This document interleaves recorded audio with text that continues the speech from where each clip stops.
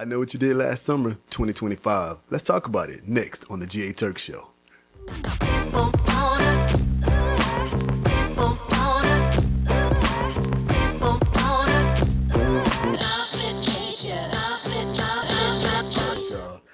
I know what you did last summer, 2025. First of all, let me just say that I am being sponsored today by the Red Edition sugar-free Red Bull energy drink. Make sure you go get you some. I left you a link in the bottom. Oh my God. I left you a link. Go get it. See, I'm thinking about you. I'm always thinking about you. Now, I know what you did last summer with Jennifer Love Hewitt, and I can't tell you who else is on it because I don't want to spoil it. Now, let me just tell you that, as always, when I talk about this movie, I'm going to talk to you like I'm talking to you with one of my homeboys, my friends, whatever, blah, blah, blah. So what's going to happen is I'm not going to give you any spoilers, but I am definitely going to give you just enough to decide if you want to see it or not. You ready? All right, here we go. So check this out.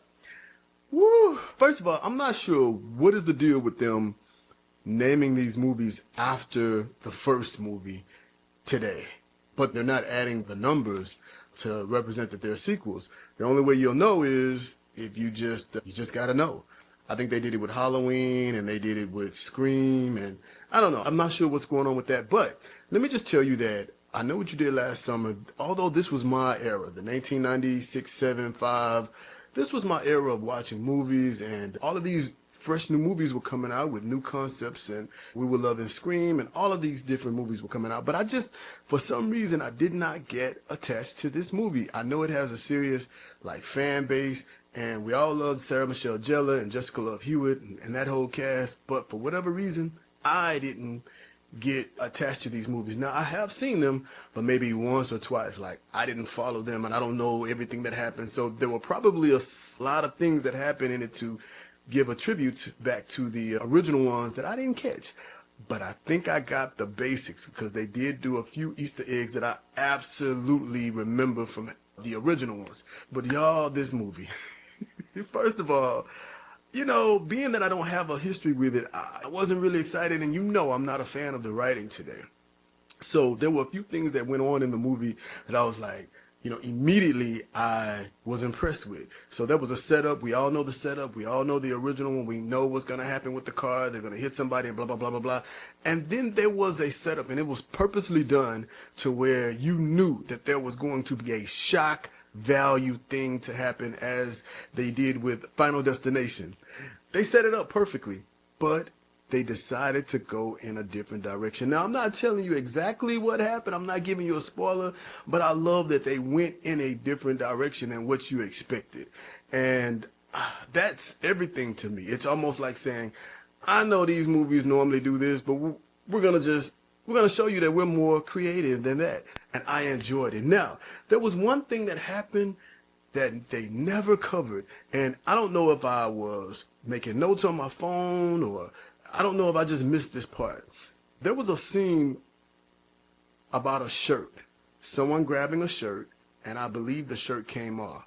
What happens with the shirt is significant enough to catch them all up with everything, but I may have didn't see it right. So let me know, because all I do know is that they never cover it again. It never comes up. So I could have just had my head down, blinked or something, and I didn't see exactly what was going on. That kind of bothered me because I kept waiting for that thing to come up, or I kept waiting to see if what I had seen was really what I had seen. But anyway, so that thing happens and they carry this guilt. I do not agree with this guilt that they have. There were a couple of young decisions that were made that just seemed like maybe they were just doing this to get to the next storyline, but then it kind of seemed right, but then it didn't. Let me know in the comments if you felt the same way about this guilt. This guilt seemed to be kind of ballooned, escalated, like they just carried this guilt. I kind of understood it, but I didn't. Let me know if you understood in the comments about this guilt, because it kind of followed through the whole movie, but it just wasn't enough for me to kind of go along with it. However, they had, let me just tell you, there are a few things that make a good slasher movie. One, the villain has to be big, This, I don't know, Fisherman, I don't know what you guys are calling him, was big.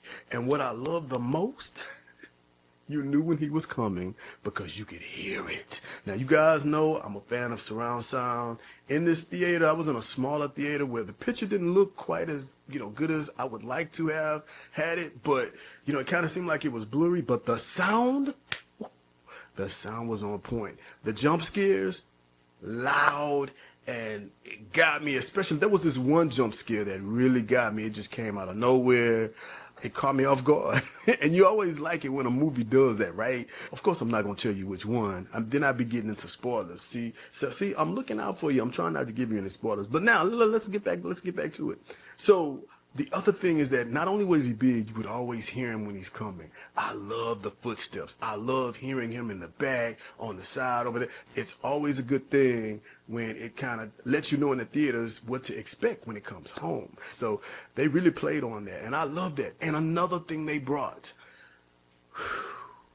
so often movies don't play on the third character, which is the music. The music, I've said this on my videos before, you can't really, when you walk out, you don't even remember anything about the movie, one. And then two, of course, you're never going to remember the music. But back in the day, you absolutely knew that this score was with this movie. Well, this was the return of instruments, violins, horns. The violins added tension, the horns, finality. So I was like, whoa, we are back. So you got the bigness of the killer going around slashing people mercilessly. Then you got the sound, and then you got the music, you got the violins. Oh my God, it was good for me. It was good for me. I was like, oh, they are doing this. They are really pulling this off. So there were a lot of little tension-filled scenes that, that's what makes a movie. What I love about the horror movies in the past, there were a lot of scenes that kind of carried on. Today, the scenes just, when he's after you, he gets you real fast, you're dead. But those movies in the past, they were like, you had to get away from the villain. And they kind of return back to that, and that makes it meaty. Now, there were a couple of deaths that I was like, oh my God, they just kind of let him get them. And then there were some that were completely opposite without telling you everything.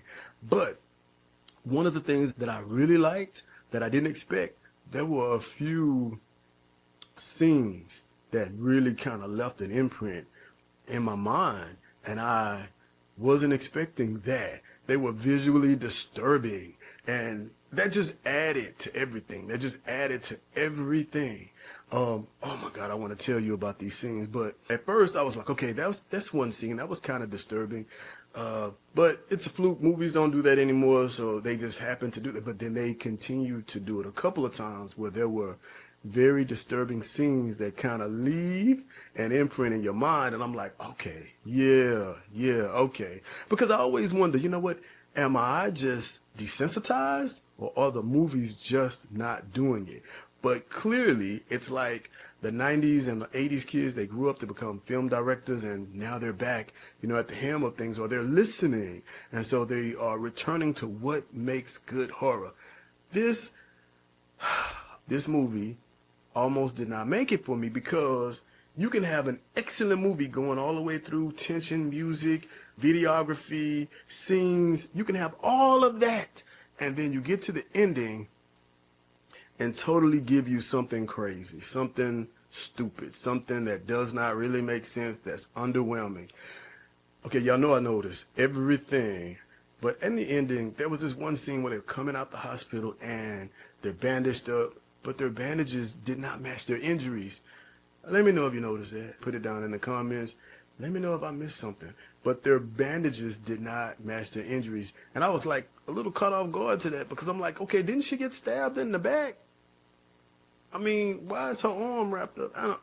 Anyway, it didn't make sense to me. And to that, there's this one saying that when this one action happens, you know exactly what's going to go on from there. You kind of know. You've seen these movies enough to know, okay, here we go. But they save it.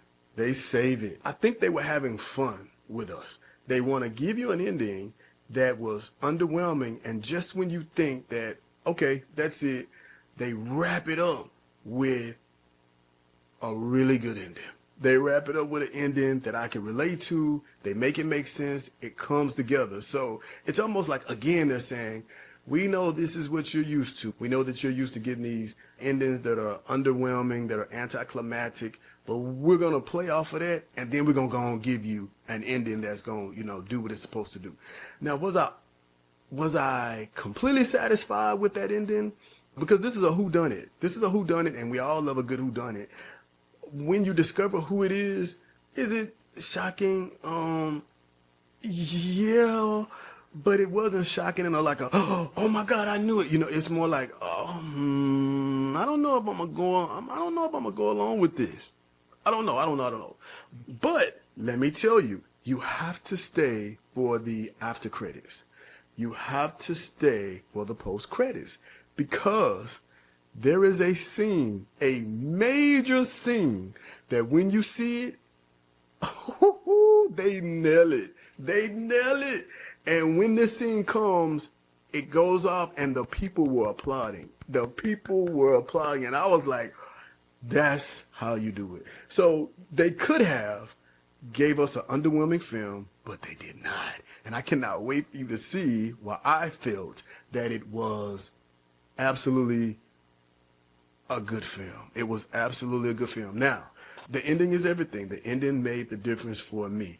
They could have fucked it up, but they didn't. Now, would I buy it on 4K? Yes, all because of the ending. Let me know if you're going to go see it this weekend. If you did see it, what did you think? Did you see any discrepancies? Did you see any problems? Did you feel what I meant by the violins and the horns and the footstepping? Did you see it in a good theater where the video was a lot better than what I saw it in? Did you get a good theater where the sound was jumping off everywhere and, was it loud? Were your jump scares loud? Let me know in the comments. Until next time, I am G.A.Turks. I'll see you in the next movie review. Bye.